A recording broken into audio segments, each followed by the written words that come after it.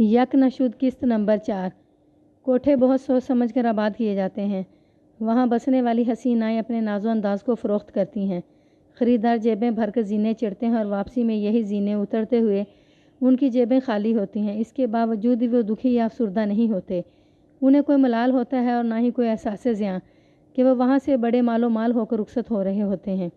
ان کے دل سرشار اور ذہن مخمور ہوتے ہیں اور رویے سے یوں جھلکتا ہے جیسے وہ وہاں سے دنیا کی سب سے بڑی نعمت لوٹ کر جا رہے ہوں۔ در حقیقت وہ لوٹ کر نہیں بلکہ لوٹ کر جا رہے ہوتے ہیں۔ لوٹنے والے تو ان کے جاتے ہی لوٹ کے مال کو گننے میں لگ جاتے ہیں۔ بہرحال یہ فلسفہ خاصا پیچیدہ اور ٹیڑھا ہے۔ ہر شخص اپنے زاویے سے دیکھتا ہے اور اپنی مرضی کا مطلب اخذ کر لیتا ہے۔ قادر خان کے عمل کو اس لیے معتدل اور معقول کہا گیا ہے کہ وہ باقاعدہ شکیلہ سے شادی کرنے کے بعد اسے گھر میں بسانا چاہتا تھا۔ وہ بھی اس کی خواہش پوری کرنے کو تیار تھی، لیکن نگینہ بائی کیسے اس بات پہ تیار ہوتی کہ سونے کا انڈا دینے والی مرغی کو قادر خان کے حوالے کر دیا جائے۔ جب قادر خان کا اصرار بہت بڑھ گیا تو وہ مطلب کی بات پر آ گئی۔ خان صاحب، آپ جانتے ہیں یہ ہمارا رزق روزگار ہے، روزی روٹی کا وسیلہ ہے۔ اگر آپ شکیلہ کو لے جاؤ گے تو میرا کیا بنے گا؟ ذرا یہ بھی تو سوچیں۔ میں تمہارے بارے میں پہلے سوچوں گا، قادر خان نے مضبوط لہجے میں کہا۔ شکیلہ کو یہاں سے لے جاتے ہوئے میں تمہارا ہاتھ بھر دوں گا۔ بولو تمہیں کتنا پیسہ چاہیے؟ صرف 5,000۔ نگینہ بائی نے اس کی آنکھوں میں دیکھتے ہوئے شکیلہ کی قیمت لگا لی۔ وہ سستا زمانہ تھا، اس رقم کو آج کل کے 5 لاکھ تصور کر لیں۔ قادر خان اس کا مطالبہ سن کر چونک اٹھا اور برا سا منہ بناتے ہوئے بولا، تمہارا دماغ تو ٹھیک ہے نگینہ بائی۔ نگینہ بڑے معنی خیز انداز میں مسکرائی اور جواباً پوچھ لیا، کیوں خان صاحب، کیا میں نے کچھ کم رقم بتا دی ہے؟ کم نہیں، بہت زیادہ، قادر خان نے آنکھیں پھیلاتے ہوئے کہا۔ آپ جیسے قدردانوں کے دم ہی سے تو میرے کوٹھے کا چولہا جلتا ہے خان صاحب۔ وہ بڑی لگاوٹ سے بولی، بھلا آپ جیسی شخصیت کے لیے 5,000 کیا معنی رکھتے ہیں؟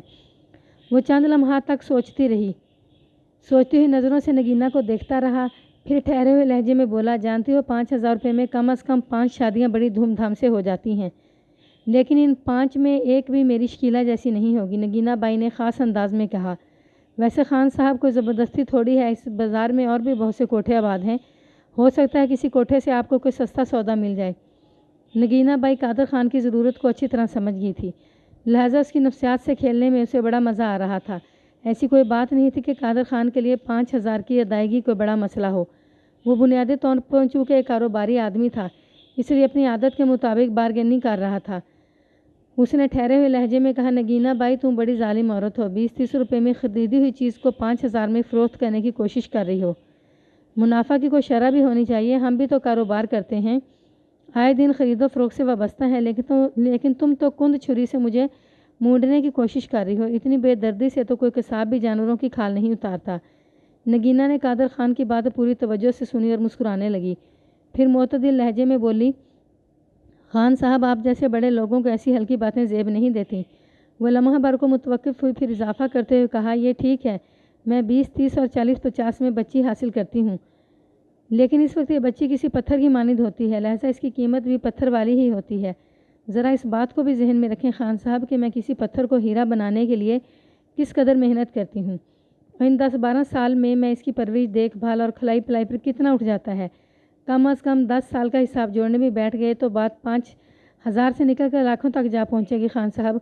قادر خان نے بات کو مختصر کرتے ہوئے کہا، زیادہ بحث مباحثے کا کوئی فائدہ نہیں نگینہ بائی، بس 2,000 روپے ٹھیک ہیں، سوال ہی پیدا نہیں ہوتا خان صاحب، وہ قطعیت سے بولی۔ سوچ لو ایک مرتبہ پھر، خان صاحب نے کہا۔ نگینہ بائی چونکہ قادر خان کی کمزوری کو بھانپ چکی تھی، لہذا اس نے اپنے مطالبے میں ذرا سی لچک بھی نہ آنے دی اور اٹل لہجے میں اپنا فیصلہ سناتے ہوئے بولی، خان صاحب میں نے تو جو کہنا تھا کہہ دیا، سوچنا اور سمجھنا اب آپ کا کام ہے۔ خان قادر گہری سوچ میں ڈوب گیا۔ اس سوچ میں تشویش اور پریشانی باہم پیوست تھیں۔ وہ شکیلہ کے معاملے میں اپنے دل کے ہاتھوں مجبور تھا اور ہر قیمت پر اسے حاصل کرنا چاہتا تھا، اور یہ بھی جانتا تھا نگینہ کا 5,000 کا مطالبہ اس ہر قیمت کا عشر عشیر بھی نہیں تھا۔ عورت مرد کی کمزوری سے آگاہ ہو جائے تو اسے کھل کر کھیلنے سے دنیا کی کوئی طاقت روک نہیں سکتی۔ ان نازک لمحات میں نگینہ بائی اپنی مرضی کا کھیل کھیل رہی تھی۔ قادر خان نے نگینہ بائی کا مطالبہ پورا کر دیا اور شکیلہ اس کی ہو گئی۔ لگ بھگ 6 ماہ تک قادر خان نے اپنی دوسری شادی کو دنیا والوں کی نگاہ سے چھپائے رکھا، لیکن اس کی پہلی بیوی صابرہ کو کسی طرح اس معاملے کی بھنک پڑ گئی۔ یہ بات پورے وثوق سے تو نہیں کہی جا سکتی تھی کہ صابرہ بیگم کی پاگلوں جیسی ذہنی حالت اسی صدمے کے باعث ہوئی تھی۔ البتہ یہ ضرور ہے کہ جب وہ چھت سے گر کر موت کو گلے لگا بیٹھی تو قادر خان نے شکیلہ کو اپنی نئی بیوی کی حیثیت سے گھر میں داخل کر لیا تھا۔ اس کے اس عمل پر فردوس اور نادر خان نے کیا رد عمل ظاہر کیا، یہ پچھلے صفحات میں تفصیل سے بیان کیا جا چکا ہے۔ شام سے تھوڑی دیر پہلے میں نے کانسٹیبل منظور الہی کو اپنے ساتھ لیا اور ایک مرتبہ پھر قادر خان کی کوٹھی واقع فرید ٹاؤن کی جانب روانہ ہو گیا۔ ASI نزاکت شاہ کسی ضروری کام میں الجھا ہوا تھا، لہٰذا میں نے اسے تھانے ہی میں رہنے دیا۔ مجھے امید تھی اب تک شکیلہ کو ہوش آ چکا ہوگا اور وہ باقاعدہ اپنے حواس میں ہوگی۔ کوٹھی میں قدم رکھتے ہی مجھے معلوم ہوا کہ میری امید بار آئی ہے۔ شکیلہ اس وقت بیان دینے کے قابل تھی۔ اس کے ساتھ ہی مجھے یہ بھی اطلاع ملی کہ نادر خان کی بہن اسلام پورہ سے وہاں پہنچ گئی ہے اور اس کی شدید خواہش ہے کہ میں شکیلہ کی طرف بڑھنے سے پہلے 2 باتیں اسے ضرور کر لوں۔ میں ایک عجیب و غریب کشمکش میں مبتلا ہو گیا۔ اس وقت ہم کوٹھی کی زیریں منزل پر تھے اور نادر خان میرے قریب کھڑا تھا۔ اسی نے مجھے اپنی بہن فردوس کی خواہش سے آگاہ کیا تھا۔ ان لمحات میں نادر خان نے مجھے خاصا پریشان دکھائی دیا۔ پریشان تو وہ صبح بھی تھا، لیکن اس وقت اس کی پریشانی میں حد درجہ الجھن اور تذبذب بھی موجود تھا۔ میں نے اس کے کندھے کو تھپتھپاتے ہوئے پوچھ لیا، کیا بات ہے نادر خان؟ تمہاری بہن فردوس مجھ سے ایسی کون سی خاص بات کہنے والی ہے؟ جناب آپا نے آپ سے کچھ کہنا ہے، وزیر ہوتے ہوئے بولا۔ میری سمجھ میں نہیں آ رہا اسے کیسے چپ کراؤں۔ پہلے ہی کچھ کم پریشانی ہے جو اس نے نیا پھڈا ڈال دیا ہے۔ آخر ہوا کیا ہے؟ میں نے ٹٹولنے والے انداز میں اس کی آنکھوں میں دیکھا۔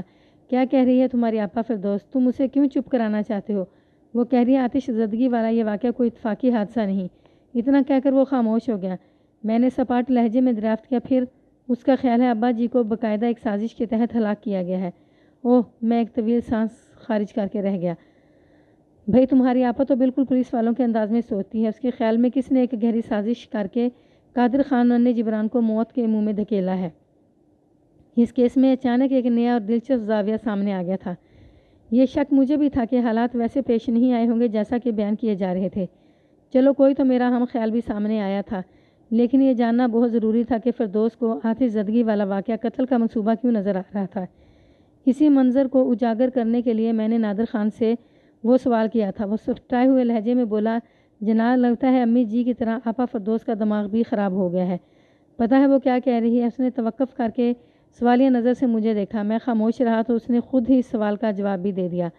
وہ کہہ رہی ہے چھوٹی امی شکیلہ نے ابا جی کو جلا کر راکھ کر دیا ہے۔ میں ایک مرتبہ پھر گہری اور طویل سانس خارج کرنے پر مجبور ہو گیا۔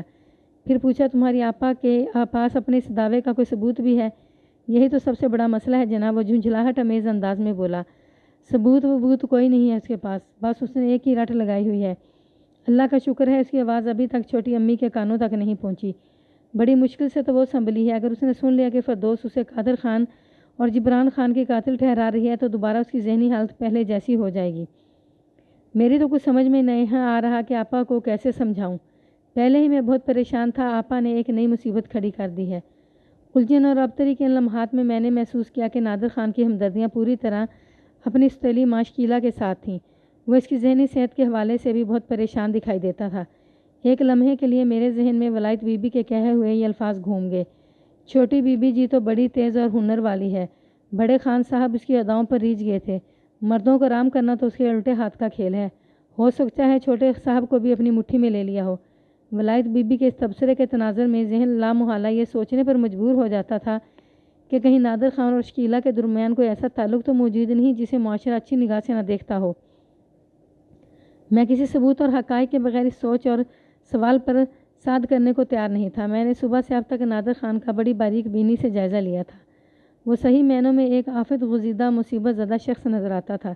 اس اچانک پڑنے والی افتاد نے اس کی ذہنی صلاحیتوں کو مفلوج اور مفقود کر کے رکھ دیا تھا۔ کبھی وہ شکیلہ کی حمایت میں دکھائی دیتا اور کبھی اس کی مخالفت میں، لہٰذا کسی ٹھوس ثبوت کے بغیر اس کے بارے میں کوئی حتمی رائے قائم کرنا ٹھیک نہیں تھا۔ حالانکہ شکیلہ اور نادر دونوں ہی میری ہٹ لسٹ پر تھے۔ میں نے نادر خان کی الجھن کو کم کرنے کی غرض سے کہا، ٹھیک ہے نادر خان، میں پہلے تمہاری آپا فردوسی سے 2 باتیں کر لیتا ہوں، شکیلہ سے بعد میں ملاقات کروں گا۔ ٹھیک ہے جناب، میں آپا کو آپ کے پاس یہیں لے کر آتا ہوں۔ وہ اس بات میں گردن ہلاتے ہوئے بولا، آپ بھی اسے سمجھانے کی کوشش کریں، گھر میں پہلے ہی صفِ ماتم بچھی ہوئی ہے، اوپر سے کوئی اور نیا تماشا نہ ہو جائے۔ تم بالکل ٹھیک کہہ رہے ہو نادر خان، میں نے سر کو اس باتی جنبش دیتے ہوئے تائیدی انداز میں کہا۔ وہ اٹھا اور بیٹھک سے باہر نکل گیا۔ اس کے جانے کے بعد میں تازہ ترین صورتحال پر غور کرنے لگا۔ اس وقت میرا ذہن نہایت ہی تیز رفتاری سے کام کر رہا تھا۔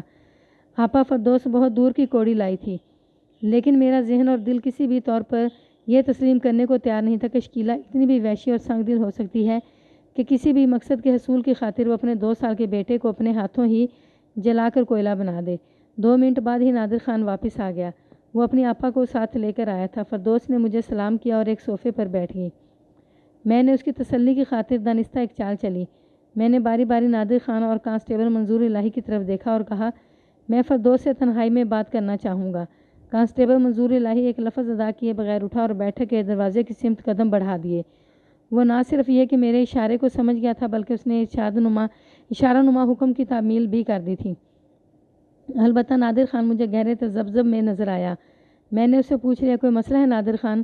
وہ جی اگر میں بھی ادھر ہی رک جاؤں تو؟ وہ ہچکچاہٹ امیز لہجے میں مستفسر ہوا۔ بالکل نہیں، میں نے قطعیت سے کہا۔ کیا تمہیں مجھ پر بھروسہ نہیں؟ وہ جلدی سے بولا، ایسی کوئی بات نہیں جناب۔ پھر کیسی بات ہے نادر خان؟ میں نے اسے تیز نظر سے گھورا۔ میں تو گھر کا آدمی ہوں نا جی، وہ اپنی بات کی وضاحت کرتے ہوئے بولا۔ میں نے 2 ٹوک انداز میں اس پر واضح کر دیا، نادر خان میں مانتا ہوں تم اس گھر کے سب سے زیادہ مضبوط ستون، سب سے زیادہ اہم آدمی ہو، لیکن میرا تفتیش کا اپنا ایک انداز ہے۔ میں نے تم سے بھی علیحدگی میں پوچھ گچھ کی تھی نا، اس وقت ہمارے سوا کمرے میں اور کوئی بھی موجود نہیں تھا۔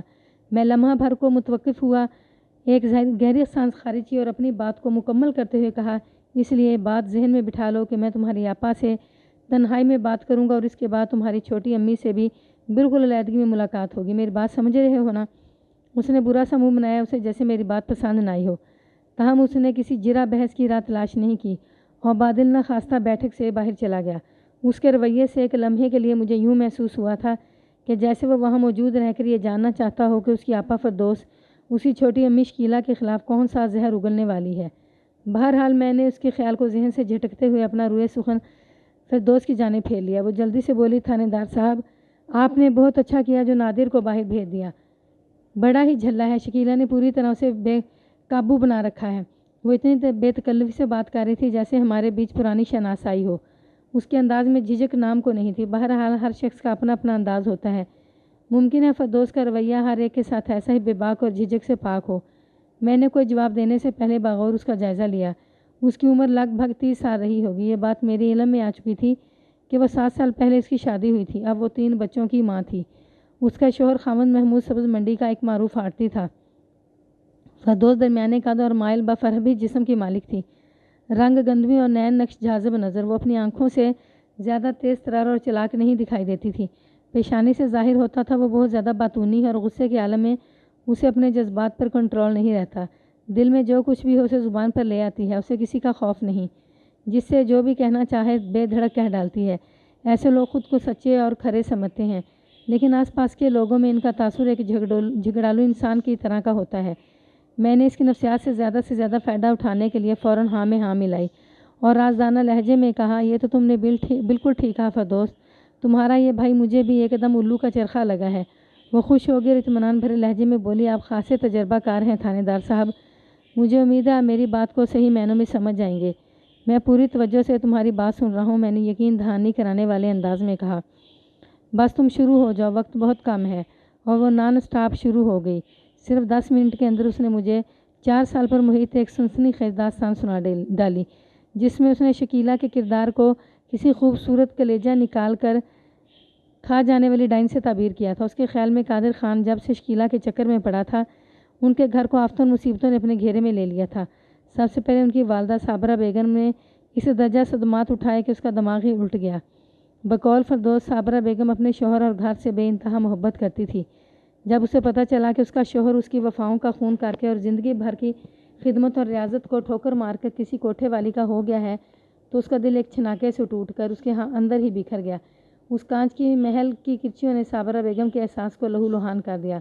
وہ اس میں بامسمہ تھی، اس نے منہ سے آواز تک نہ نکالی اور اندر ہی اندر کسی مومی شمع کی مانند پگھلتی رہی۔ جب یہ دکھ اس کی برداشت سے باہر ہو گیا تو سب سے پہلے اس کے دماغ کے نے ساتھ چھوڑا، پھر حواس بھی جواب دے گئے۔ وہ دیوانوں کی طرح پورے گھر میں چکراتی رہتی اور ایک روز اسی پاگل پن میں وہ مکان کی چھت سے گر کر زندگی کی بازی ہار گئی۔ فردوس کی باتوں سے میں نے محسوس کیا کہ وہ اپنے باپ کو ہی ماں کی موت کا ذمہ دار سمجھتی تھی۔ اس لیے صابرہ بیگم کے انتقال کے بعد جب قادر خان شکیلہ کو گھر میں لے آیا تو سب سے زیادہ ہنگامہ بھی فردوس ہی نے مچایا تھا۔ اس نے قادر خان کے ساتھ ساتھ اپنی ستیلی ماں کو بھی بے نقص سنا ڈالی تھی۔ بہرحال شکیلہ کی مخالفت میں بولتے ہوئے اس نے مجھے مزید بتایا کہ اس کا چھوٹا بھائی نادر بالکل بدھو ہے، اور یہ کہ شکیلہ نے اسے اپنی اداؤں سے رجھا کر کاٹ کا الو بنا رکھا ہے۔ وہ پوری طرح اس کی مٹھی میں جکڑا ہوا ہے، اس کے اشاروں پر ناچتا ہے۔ فردوس کے اس بات کا بڑا قلق تھا کہ نادر اس کی نہیں سنتا۔ اگر وہ اس کا ساتھ دینے پر تیار ہو جاتا تو دونوں مل کر قادر خان کو مجبور کر سکتے تھے کہ وہ شکیلہ کو چلتا کر دے۔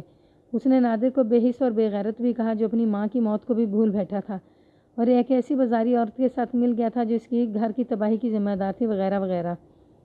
آخر میں فردوس نے بڑے بے یقینی لہجے میں کہا، تھانے دار صاحب، مجھے پورا یقین ہے یہ آگ اسی عورت نے بھڑکائی ہوگی جس میں میرا باپ جل کر زندگی ہار بیٹھا۔ آپ اس بدگماش عورت کو فوراً پھانسی پہ لٹکا دیں۔ فردوس ان لمحات میں بے حد جذباتی ہو رہی تھی۔ وہ جس قسم کے خیالات کا اظہار کر رہی تھی، ان میں باپ کی محبت کم اور ستیلی ماں سے نفرت زیادہ جھلکتی تھی۔ وہ ہر قیمت پر شکیلہ کو عبرتناک انجام سے دو چار کرانا چاہتی تھی۔ میں نے اس کی بات پوری توجہ سے سنی اور اس کے خاموش ہونے پر کہا، فردوس، تم ایک بات کو فراموش کیے بیٹھی ہو۔ کون سی بات ہے انداز صاحب؟ وہ الجھن زدہ نظر سے مجھے تکنے لگی۔ میں نے ٹھہرے لہجے میں کہا، تم نے شکیلہ کے حوالے سے ماضی کی جو طویل داستان سنائی ہے، ممکن ہے وہ سب ٹھیک ہو، لیکن تم نے حقیقت بیان کی ہے۔ تمہارے والدہ کی موت کا سبب بلا واسطہ شکیلہ ہی رہی ہو، لیکن فی الحال اس بحث میں نہیں پڑنا چاہتا۔